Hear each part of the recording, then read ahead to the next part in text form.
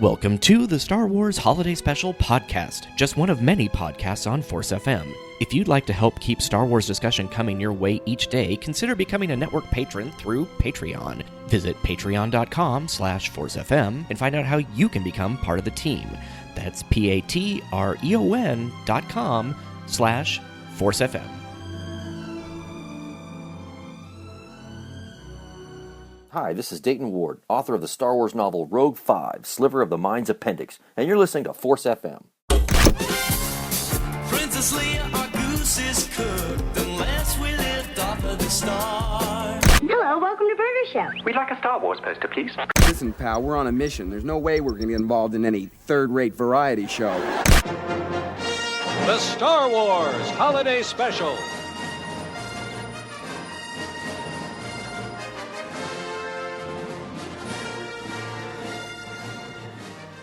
Welcome to the Star Wars Holiday Special podcast. Join us at Force FM as we harken back to the days of wood-paneled dens, console televisions, and animated bounty hunters. I'm Aaron Harvey. And I'm Joe Slepsky. Joe, can you believe that we are on episode 100? Aaron, I can't believe it. My mind is blown. Just to think, it was 99 short episodes ago that we started talking about the Star Wars Holiday Special. I know, and Chris Jones, head of Force FM, said that, he didn't even think that we'd be able to get to 50 episodes, and, here we are 100 episodes later on a show that most people thought was an internet rumor. 100%. I remember the day I looked Chris Jones right in the eyes, and I said, you obviously don't know my depth of love for both Harvey Korman and Maude, okay? So I dare you to challenge me to go 100 episodes. And I think our episode where we talk in depth about the character of Ackmena really should have won the Parsec Award. I don't know why we didn't, but I feel like we were absolutely robbed. Yeah. I mean, there have been many bartenders in a lot of forms of media, dramas, comedies, space adventures. Ackmena sits at the pinnacle of all that, and I think the way that we really dug into the depths and her motivations for not only serving booze to aliens, but also hiding people from the Imperials. Yeah, I think it was a special effort on our part. Yeah, well, maybe next year. I'm hoping that possibly this episode. I wish I had one of the chef's 6 arms to pat myself on the back for that episode. Sir whip, whip, whip, sir beat. Well, today, for the 100th episode, we wanted to save, the jewel in the crown that is the holiday special. It's the animated segment where we first see Boba Fett. I'm so excited. I feel like we've teased this for about 68 out of the 99 previous episodes. And guess what? Teasers, we're finally here. I woke up this morning with a smile on my face. I knew that we were going to do this, and I was so excited. Totally. I rode my red dragon to work today. Did you ride it on the kind of grape jelly planet? Oh, it was absolutely Jell-O. It was absolutely 100% Jell-O. That was, he'd crash into the ocean. Really? Okay. Yeah, crashed or kind of just nestled on a bed of delicious dessert. I know everyone who listens to this podcast already knows the plot of the animated section, but let's give a real brief synopsis. Han Solo and Chewbacca have been given a mission to recover a mystical talisman thought to be a powerful artifact. Chewbacca comes out of hyperspace, nearly colliding with the Rebel base. Luke, R2, and C-3PO come out after him. When Chewbacca eventually lands on Panna, Luke, following him, crashes on the surface and is nearly eaten by a Panna dragon when Boba Fett rescues them. They find the Falcon with Han, probably unconscious from the talisman, and Chewbacca, who carelessly throws the talisman down the garbage chute. Luke faints due to the talisman, and R2-D2 tells them that he was infected by a sleeping virus that only works on humans. Boba Fett and Chewbacca then go to acquire a serum for that virus located in Panna City to cure Luke and Han. Once they get to the city, which is occupied by Imperials, Boba instructs Chewbacca to stay behind while he gets the cure. Meanwhile, back on the Falcon, as C-3PO cares for Han and Luke, R2 intercepts a transmission between Darth Vader and Boba Fett. Once away from Chewbacca, Boba contacts Darth Vader to inform him of the situation. He reveals that he and Vader are in on a plan to reveal the location of the rebels so that Vader can stop them. When they get back, the two humans recover and everyone learns of Boba's true alliances. Boba ignites his jetpack, blasts away, promising that he will meet them again. Chewbacca, through C-3PO's translation, explains that he never really trusted him, saying that the bounty hunter didn't smell right. the official title is actually The Faithful Wookiee.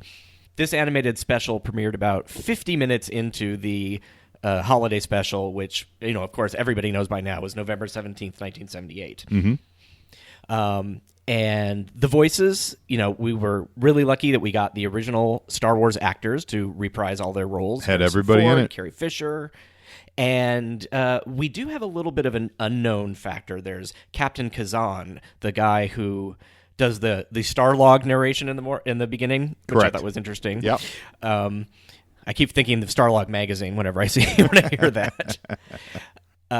We don't know who did that voice. I've looked it up. IMDb doesn't list it. Wikipedia doesn't list it. Wikipedia doesn't list it. So the new voice that we do get, though, is Don Franks. He did the voice of Boba Fett. And some of the things that he did before this was he played 2 different characters on Mission Impossible. He was Mr. Anybody on Mr. Rogers, who officiated the wedding of King Friday and Sarah Tuesday, I believe was. So I thought it was kind of interesting that Boba Fett was also on a children's television program on PBS. Well, Boba Fett was there undercover, probably to assassinate someone. Is what I would guess. Yeah, assassination in the neighborhood of make-believe. That's heavy stuff. Sure. After the holiday special, he was in heavy metal. So you have quite a range there going from Mr. Rogers to heavy metal. He did a lot of voices on Inspector Gadget. And later when... Oh, let me just list that one. Sorry. And, if you look at his IMDb page, it's really kind of too many things to list. You've got Alf, Captain Power and the Soldiers of the Future, Care Bears, Garbage Pail Kids, Legend of Zelda, Swamp Thing, Babar. He's definitely one of those guys. You see his face, and you know that you've seen. He's done a lot of voice work, but you've seen him in a lot of things. He actually Johnny Mnemonic. Final Conflict. He voiced Sabretooth in X-Men. Oh, nice. Yeah. Was he in G.I. Joe? Since you do your Joe on Joe podcast? No, he was not in G.I. Joe. I'm surprised. Yeah, he did Sabretooth. He did he did Puck. he did Puck and Shaman, who are 2 members of Alpha Flight. Funny. Nice. Yeah. He's definitely, he saw a lot of work after his appearance as Boba Fett friend. Yeah, and he actually went on later to do Boba Fett as well in the Ewok and Droid cartoons. So it's kind of interesting that we got a consistency at least in the but I don't want to step on Saturday Morning Wars podcast. They're the ones who talk about the Ewoks and Droid cartoons. So we're not gonna go there. You don't want to make enemies. You don't want to make enemies. not on this network. Not at all. No. But before we start talking about the story, let's talk a little bit about the animation company that put it together. The company was called Nelvana, and they're still going today. It's a Canadian animation house founded in 1971, and it's named after a Canadian comic book superheroine from the 1940s. That's crazy. Nelvana by Adrian Dingle. That's who created the character.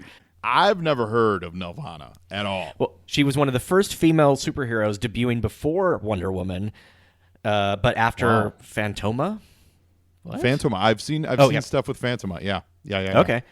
So basically, the Golden Age, Black Widow, Invisible Scarlet, all those came in 1940, and she was part of that. That's crazy. I am familiar with Nelvana as an animation company, but having no idea that it was named after a comic book.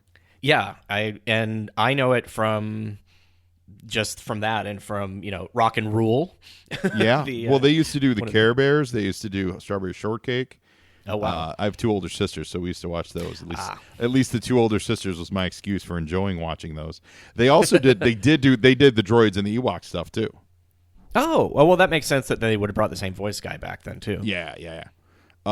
They did the lip sync animation for the character when they were singing around the campfire in the movie Three Amigos. That's cool. Yeah, so that's weird. Oh, they also worked on Whoopi Goldberg's Burglar. They worked on TNT, the Mr. T show. Nelvana, cool. Nelvana is after my heart right now.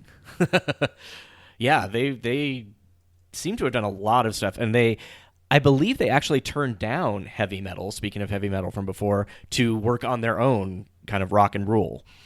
Cool. So that was a time of animated, metal cartoons, apparently. It's funny because this last week on my show, Joe on Joe, it's a G.I. Joe podcast. Seek it out and listen to it. We did the very famous episode called Cold Slither, where the Dreadnoks made a heavy metal band. Nice. Yeah, it was pretty entertaining.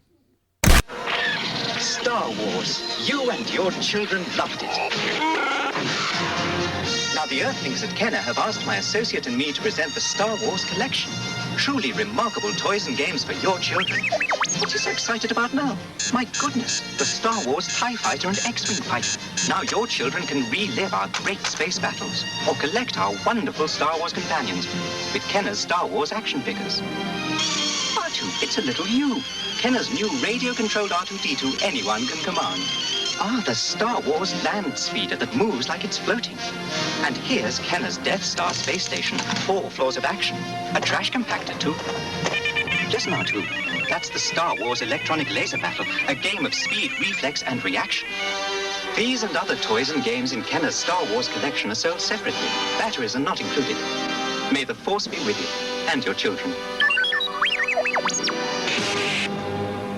So during the development of the holiday special, the director showed George Lucas their 1976 film, Cosmic Christmas. And so Lucas said that he liked the style of the animation and asked them to work on the segment. But I guess he also gave them... He showed them a 1956 Chevy or something like that, like an older car, as sort of almost like a mood board, a palette or something like that. It's like, I want the cartoon to look like this. Wait a minute. George Lucas using a 1950s car to illustrate some idea that he has? Yeah, no, I know it doesn't sound anything like him. Knocked me over with a feather. So, yeah, I'm not sure if I see it in the cartoon, but I do like that sort of gritty Mobius... heavy metal magazine sort of feel. It's funny to it. you say Mobius. There is a lot of hatching in this cartoon. Very much in the early parts of it, like Luke's face and stuff. Like there's all kinds of lines as if he were an actual comic book instead of a moving cartoon. I kind of like that. That's sort of interesting. It definitely gives it a distinct look for sure. So they did some storyboards. They streamlined the story. Worked on that. Lucas approved it. So I know that you hear George Lucas denies ever having any kind of input at all on this series. Not true. No, he clearly, at least with the animated part of it, we know that he did. Right. And they did the character drawings, which they used those same characters later in Clone Wars. They used those same characters later in droids and Ewoks. And they kind of liberally use that sort of squash and stretch thing that they do in animation, where it's part of the 12 basic principles of animation, so it gives you but R2-D2 really shouldn't squash and stretch. Right, yeah, he does. Yeah, it's he's to show that he's excited. Yeah. Yes. Yeah. And then they reuse that later in Droids, because he does the same thing. And in the Clone Wars, the animated series from 2003, the animator paid homage to Nelvana's style of making C-3PO's eyes move, like they did. Oh, really? That's the Genny Tartovsky one? Yes. Oh, that's awesome. So he, I guess he kind of paid homage to this by doing that sort of blinking. I was like, why does he blink? Oh, I love it. I love it. Yeah. So I thought that was kind of cool. Yeah, so that's kind of the breakdown of Nelvana that we know about this. Should we talk about the story? I mean, why not? That's why we're here for. Okay. Yes. Well, the segment that goes into this is basically the Imperial forces have sort of broken down Chewbacca's home's door and are coming in and basically tearing up the place. And the first thing that his son does, Lumpy goes and watches cartoons. Yeah, the kid retreats into cartoons, and we know the grandpa retreats into Diane Carroll pornography. Yes. Apparently he also retreats into a parallel universe somehow, where his father and all of the Rebel Alliance are also animated and available to download or stream. That's true. Yeah, that's true. I don't quite know how that happens, but that's interesting. I feel like, like maybe he scanned their bodies and was like making his own animation with it. Oh, there but you then, go. then that means, wait a minute, he's like the little kid from the very last episode of Saint Elsewhere. Boba Fett no. and all this takes place in the head of Chewbacca's son. The whole panoply of Star Wars takes place inside of, it all takes place in Lumpy's head, all of Star Wars. I think that we may have cracked the code of Star Wars altogether. I think we did. Lumpy created Boba Fett.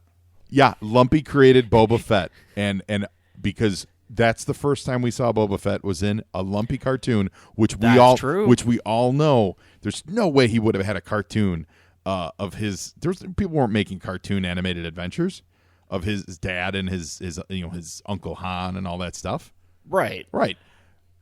Okay, that's it. So I almost feel like this could be our last episode because we figured it out. Empire. Now, A New Hope happened the way it did, but everything after A New Hope, after the holiday special, takes place in Lumpy's hollow recording cartoon machine. Well, that certainly helps with the Phantom Menace and explains a lot. That's not true because that was a prequel. That was a prequel. Damn. I know. But it's a prequel that happened. Oh, but wait, you're right though. So maybe, what does that do? Because then canonically, Boba Fett does appear first. I don't. My mind just blew and then blew again. Aaron Harvey. I don't know what to do with this. I like the idea though that somehow he's responsible for those movies, and then maybe something happened and he turned the computer off, and then we got Force Awakens, Rogue One. Okay, all right, I'm down with that. Okay. Totally. So, like we said in the encapsulation, Han Solo is looking for a magical talisman. Mm-hmm. So, I guess the Rebel, it's supposed to make you invisible, right? I think so. Something like that, yeah. So, that would be really handy for the Rebel Alliance. Oh, sure. Unfortunately, obviously that goes wrong, and somehow the talisman causes you to go to sleep. Humans, at least. Although it's interesting. I don't know. Would they call themselves humans in that universe? I think they probably have, or that galaxy. I'm assuming they would have. Yeah, I think humans is the term, just not Earthlings. Okay. Yeah. So Luke and Leia, are talking with I think Captain Kazan, who knows that he's missing, and so Luke takes R2D2 and C-3PO and hops into a Y-wing. Well, yeah, because Luke and Leia, and they're hanging out with that dude with the crazy beard that looks like out of a Saturday morning cartoon.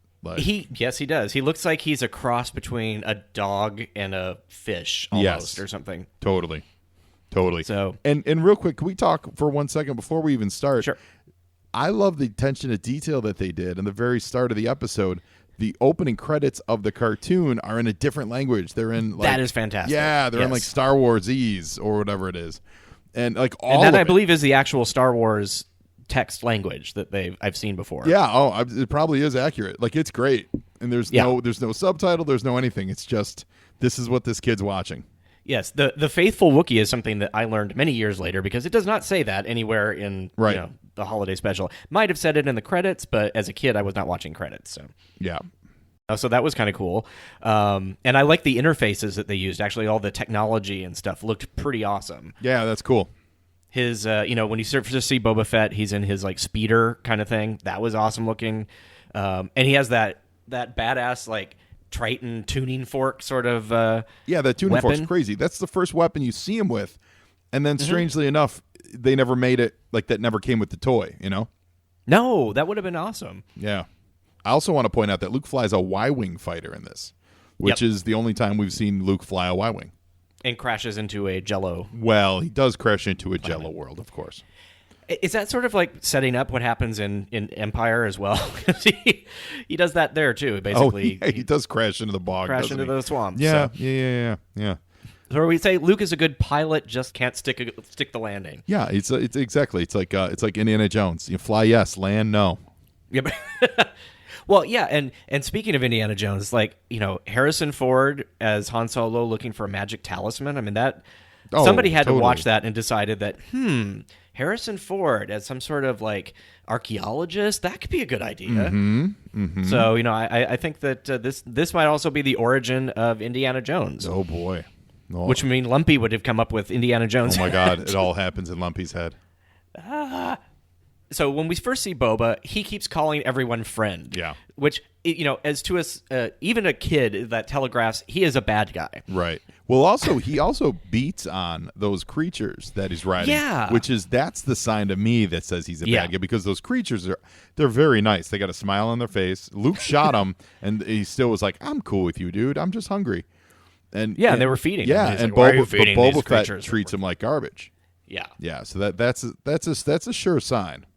Except Luke never picks up on it though. No, because Luke's a dope. That's true. Luke doesn't. I guess R2-D2 does. C-3PO kind of does, but not. Yeah, we know R2's the brains behind this operation. Yeah. So Boba says that there's a way to get Han, to wake up, because at this point we find out that Han has been put to sleep by the talisman, which Boba has, I think now. Yeah. He's hung upside down, which apparently is the only way to stop you from dying from the upside down illness or the sleeping sickness.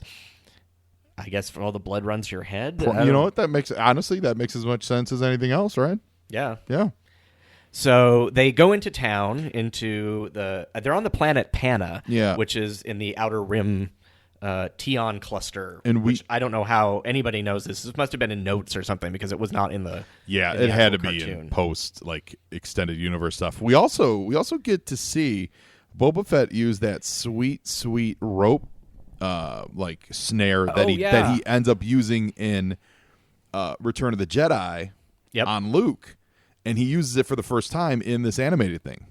Yes, which is super dope. That was cool, and it works the same way. Mm-hmm. Sort of reminds me a little bit of like the Batman utility belt. Oh yeah. So they go into town. They luckily find a pharmacy that has the cure to this talisman somehow. There must be more than just this talisman that produces that sleeping sickness. If they're going to have CVS pharmacy has it sitting in the window. Which is funny. Yeah. So they get that, and then Boba Fett kind of sneaks off, and he uses the public phone, it looks like, to call his boss, who is Darth Vader. OMG, it's Darth Vader. Which we're not surprised. We're not surprised. But here's a neat thing, Aaron. You're a graphic designer, so you'll probably appreciate this. I was looking at the box art for the Rogue One DVD that's coming out, and I think it was one of the posters that was used too. Okay. And they arranged, I never noticed this until now, they arranged the headshots of all the characters in the shape of Darth Vader. Oh yeah, I think I've seen that. Yeah, it's kind of cool. I don't remember people commenting on it, but I thought it was a neat little subtle way of saying, "Oh, Vader's in this too." Spoiler. I was recently working on a poster, and I think I looked at every single poster imaginable, because it was a poster where they want to put like a dozen people onto the poster because they want to kill me, basically. Yeah. I think that was so I had to find a way to cram all of these people in, and it was a challenge, but I do believe I ran across that poster at that point. So very cool. Yeah, and I was like, oh, hey, that's Darth Vader's head. And now on to the next poster. So, that was very cool. So Boba Fett's down at the local CVS. Mm-hmm. Luke and Han, they're hanging upside down, and R2 intercepts the call from Darth Vader. Yeah, I guess he has, he can patch into the local communications net or something. I like to think that this might be the evidence that Devin Nunes saw in the White House last week. He might know R2, and R2 intercepted a transmission. That could be. I'm just saying, it's got about as much credibility. I like that. Also, you hear the voiceover of the captain saying, "It's like, Boba Fett's plan went around." It's like, how do you know? Why are you narrating? If you know all this, why don't you let the people know what's going on? Right. If you're the narrator that seems to know his plan, and you knew that his first plan didn't go well, like what? That's like Inception, where like narrator inside of a cartoon that's inside of Lumpy's family. It's like Yeah. So, that was pretty interesting. But yeah, so they they go back and there's more friend banter. Of course. On closer inspection, Han Solo's face looks like a little bit like out of Mad Magazine. I was going to say a little bit like Walter Matthau. A little bit like Walter Matthau, yeah. Yeah, it's interesting. You see all those characters. If you look at them, they look like them. Yeah, in general. sure. Leia looks like Leia. Luke looks, yeah, they're using some of the clothes and stuff, but it does feel like they did try. And then you get like this caricature, like crazy caricature of Harrison Ford. Yes. And then he does this thing where he grabs his hand and stretches it. Like it's like he's like the squash and stretch. It's just like his whole face does it. Totally. It's very crazy. One of the things that creeps me out so much about Boba Fett is that he keeps calling people friend, which when you call someone friend in real life, it's an immediate tell that you're not my friend. Immediately. And also Luke says, well, he says he's a friend like 2 seconds later, so you get this word echoing everywhere. It's like it kind of reminds me of the Magics of Megas 2. It's the an episode of the Star Trek animated series where the devil keeps calling Kirk friend. Wait a minute. There's an animated Star Trek series? Yeah, there's an animated Star Trek series. Somebody probably has a podcast about it. I doubt it, because who would be interested in listening to that? Well, yeah, I mean, like, and how many episodes could you get out of it? 22. 22, max, maybe. Because that's like how many episodes there were. Yeah, I mean, look at us. We squeezed out 100 episodes about the holiday special. Boom. Yeah. You're welcome, America. Better yet, you're welcome, the world. Yeah, I believe that we have a pretty large following in most global areas. If you look at our Libsyn tracking, you've got the huge percentage in Britain, France, Germany. We've got, I think there's Antarctica as like 10% or something. I personally, I am huge in Indonesia. There's like a little mini fan club of Joe on Joe fans. Yeah, but it's from exposure on the Star Wars holiday special podcast that we do. Yeah. That's awesome. Yeah, if only we could monetize this, that would be fantastic. I feel like Lucas would come after us. Yeah. Or not Lucas, Disney now, right? Oh yeah. Yeah, no, we don't want that. Although I wonder, is this the dinner plate that your mother-in-law gave you that I don't want to take in the divorce? Well, I don't want to take it in the divorce either. So, like, maybe literally no one owns the holiday special because Disney didn't want it. Maybe Lucas Force didn't want FM can actually, purchase the rights to the holiday special, and we just own it. Amazing. So, yeah. So, and then basically we get, they finally figure it out, and then it's like, oh, okay, wait, he's a bad guy. He takes the talisman. What are they going to use the talisman for? Are they going to make a cloaking device for the? Maybe they'll try and, basically, what is it? Reverse engineer it so they can use it for the Death Star or something. I don't know exactly what that would be cool. Yeah, but either way, you don't want something that turns things invisible in the hands of the Empire. That's for sure. No, invisible stormtroopers. That would be bad. No, that would be bad. But I could see the action figures. They would be, kind of like when you get the invisible jet for Wonder Woman. It's just this, like, you get transparent stormtroopers. 100%, yeah. That would be awesome. So he figures it out, and like you said, he uses he uses his jetpack, doesn't he? Yeah, he uses his jetpack. He opens the end to Well, what's cool is what happens is they're on the Falcon, and the hatch opens up on top, which he jetpacks out. That's the same hatch that they will use in Empire Strikes Back to get Luke off of the hanging crossbar after he tries to kill himself. Luke has amazing upper body strength to be able to go through everything that he did and then just grabs onto that thing. Well, I like to think that that's just Mark Hamill showing off. I think Mark Hamill has amazing upper body strength. I'm going to give credit to where credit's due here. And he's got a great Joker voice, too. Oh, he's the best. Yeah. Okay, well, I feel like we've pretty much, plumbed the depths of this animated section. Well, Aaron, actually, now that you've brought it up, not only have we plumbed the depths of this animated section, I want to take this opportunity to say I'm done with this podcast, this Star Wars holiday special podcast. 100 episodes is too much for me. I quit, Aaron Harvey. I quit live on air. What? I'm done. I will not do any more episodes. That was not what I had planned on. Well, listen, Aaron, I'm a professional. I'm going to stick around to the end of this episode, at least just to get my plugs in. But that's it then. I'm done. I'm out of here. Okay. Well, wondering if there's gonna be a show next week isn't the only thing we've been doing on Force FM. Here's a listen to some of the things you may have missed elsewhere on the network.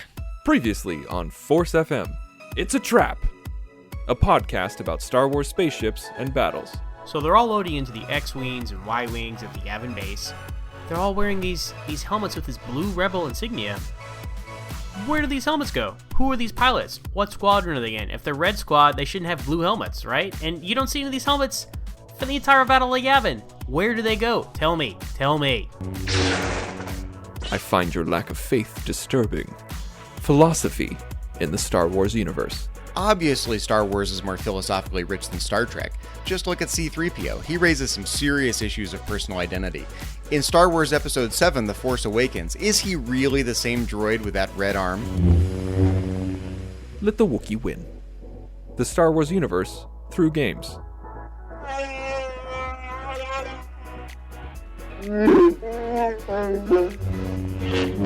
Melodic Wars, a Star Wars music podcast.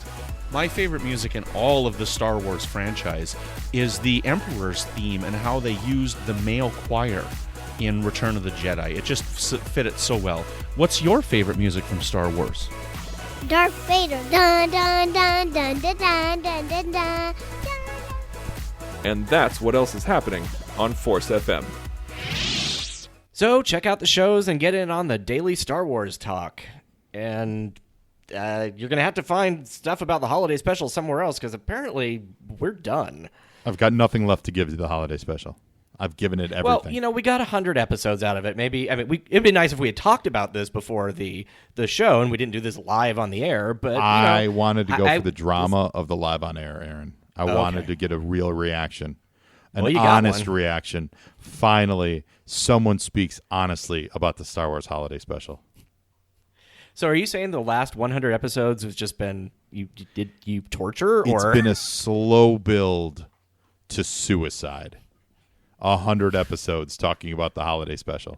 Well, unfortunately, we were getting to next week. We were going to talk about Harvey Korman's, instruction manual section, which that would have been fascinating. Whoa! Wait a minute. Are you serious? Yeah. Really? Yeah. Okay. If you'll allow me, I'll rethink my stance on this. I didn't know we were doing a whole episode on an instruction manual. Yes. Oh. I was going to see if we could even maybe have some sort of cross promotion with Instructables and see if we could actually build. Okay, you've won me back. I'll be back. I'll be back for episode 101. Okay. Yay. Well, until episode 101, where can we find you? You can always find me every Wednesday on a new episode of Joe on Joe. It's my G.I. Joe podcast, where me and a friend watch a new episode of G.I. Joe, the Real American Hero cartoon, every week, and we comment on it, Mystery Science Theater style. I get a new guest every week, so it's always a crapshoot, but it's a lot of fun. And we are we're closing in. We're closing in on finishing the show. We've only got about 30-some episodes left. Whoa. Yeah. I'd like to come back for one of those. Oh, I know. I will have you. We will definitely have you back. Absolutely. Awesome. Cool. And you can find me on social media at Geek Filter, pretty much on anything like Twitter, Dribble, which is 3 B's for some reason. I've never heard of Dribble. Dribble is sort of a professional art showcase, not professional. You have to have an invitation from somebody who's already been there. Got it. So the idea is, so it's not like, maybe like a deviant art where pretty much you can put your kid's refrigerator art up there if you want. So it's to kind of be a little bit of self-filtering. Got it. So, and they also have like job boards and things like that. So it makes it easier for people who are looking for professional artists to find them. And of course, you can find me on the Galactic Senate. That's Force FM's Facebook user group. And I'm also the network's art director. So I think we probably should leave the wood panel den here. I know you almost quit, so we probably need to get some air. I'm excited. Get out. Yeah, I'm excited to go into hyperspace. Not warp drive, of course, but hyperspace. No. Or light speed. Light speed, yep. Yes. All right. And remember, there is a Star Wars holiday special.